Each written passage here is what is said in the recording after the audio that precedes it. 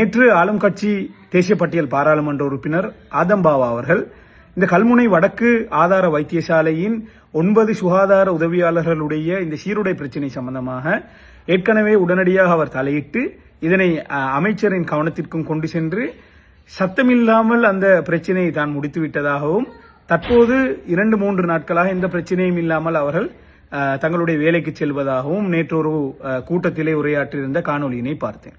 அது மட்டுமல்லாது இந்த பிரச்சினைக்கு உடனடியாக களத்தில் வந்து செயற்பட்ட சமூக நீதி கட்சி உட்பட பல சமூக ஆர்வலர்கள், அதே போன்று சட்டத்தரணிகள், அதே போன்று சமூக வலைதளங்களிலே இதை பற்றி காத்திரமாக பேசியும் எழுதி வந்தவர்கள் மீது மிக பிழையான மிக தவறான கருத்துக்களை அவர் கூறியிருந்தார். அதாவது இவர்கள் எல்லாம் இந்த சின்ன பிரச்சனையை, நான் இதனை ஏற்கனவே சத்தமில்லாமல் முடித்துவிட்டேன், இந்த சின்ன பிரச்சனையை தங்களுடைய சுயலாபத்திற்காகவும் அரசியல் லாபங்களுக்காகவும் ஊதி பிறப்பிக்கின்றனர் என்ற ஒரு கருத்தை முன்வைத்திருந்தார்.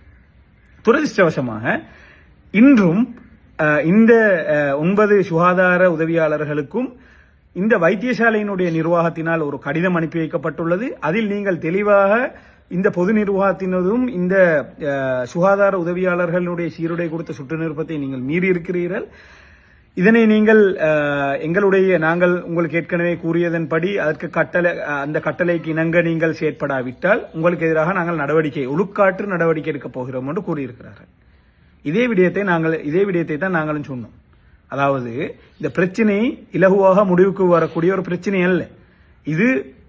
இது சம்பந்தமான ஒரு காத்திரமான ஒரு நடவடிக்கை எடுக்கப்படாவிட்டால், அதாவது இது குறித்து சுகாதார அமைச்சு தலையிட்டு இந்த பிரச்சனையை முடிவுக்கு கொண்டு வராவிட்டால் 2-3 நாட்களில் முடிந்துவிடக்கூடிய பிரச்சனை அல்ல என்று நாங்கள் தெளிவாக சொன்னோம். ஆனால் இந்த பாராளுமன்ற உறுப்பினர் ஆதம்பாவா உட்பட சிலர் இந்த பிரச்சனையை ஏற்கனவே முடிவுக்கு கொண்டு வந்து விட்டது, இதனை பற்றி கதைக்க வேண்டாம், இதை ஊதி பெருப்பிக்க வேண்டாம் என்று சொல்லி பதிவிட்டும் கருத்து பரிமாறியும் வந்தார்கள்.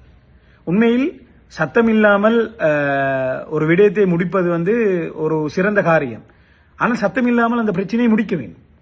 சத்தமில்லாமல் முடிக்காமல் நாங்கள் முடித்து விட்டோம் என்று பொதுமக்களுக்கு பிழையான தகவல்களை வழங்கி தவறாக வழிநடத்தக்கூடாது என்பதனையும் நாங்கள் ஆதம்பாவா பாராளுமன்ற உறுப்பினர் அவர்களுக்கு ஞாபகமூட்டிக் கொள்கிறோம்.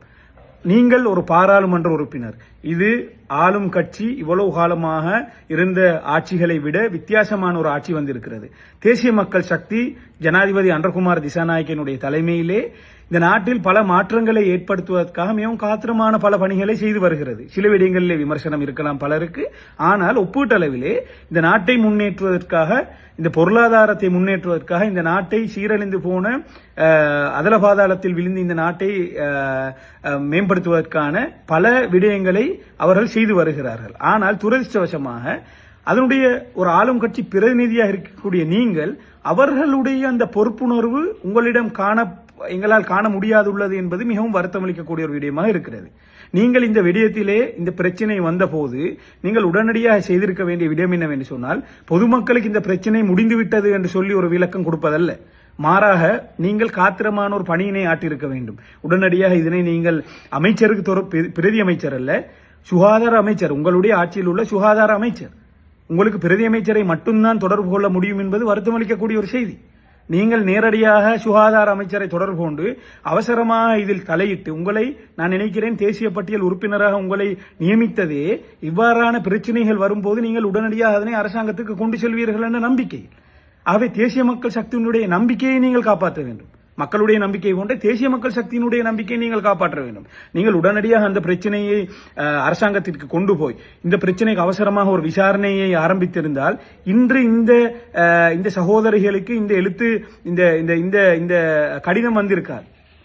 ஆனால் துரதிர்ஷ்டவசமாக ஒவ்வொரு நாளும் நீங்கள் பொதுமக்களுக்கு பிழையான தகவலை வழங்குகிறீர்கள், இந்த பிரச்சனை முடிவுக்கு வந்துவிட்டது. ஆனால் ஒவ்வொரு நாளும் இந்த சகோதரிகள் 9 சகோதரிகளும் இது சம்பந்தமான பிரச்சனையை எதிர்கொள்கிறார்கள். ஆகவே நீங்கள் செய்ய வேண்டிய வேலை, பாராளுமன்ற உறுப்பினர் அவர்களே, நாங்கள் எங்களை போன்ற ஒரு சிறிய கட்சி செய்கிற விடயம் அல்ல. நீங்கள் ஒரு பாராளுமன்ற உறுப்பினர், உங்களுக்கு ஒரு கடமை இருக்கிறது. நீங்கள் செய்ய வேண்டிய விடயம் என்னவென்று சொன்னால், உடனடியாக களத்தில் இறங்கி இந்த பிரச்சனையினுடைய ஆழத்தை புரிந்து கொண்டு இந்த பிரச்சனைக்கு இந்த வைத்தியசாலையினுடைய நிர்வாகம் தொடர்ந்தும் இவர்களுக்கு இவ்வாறான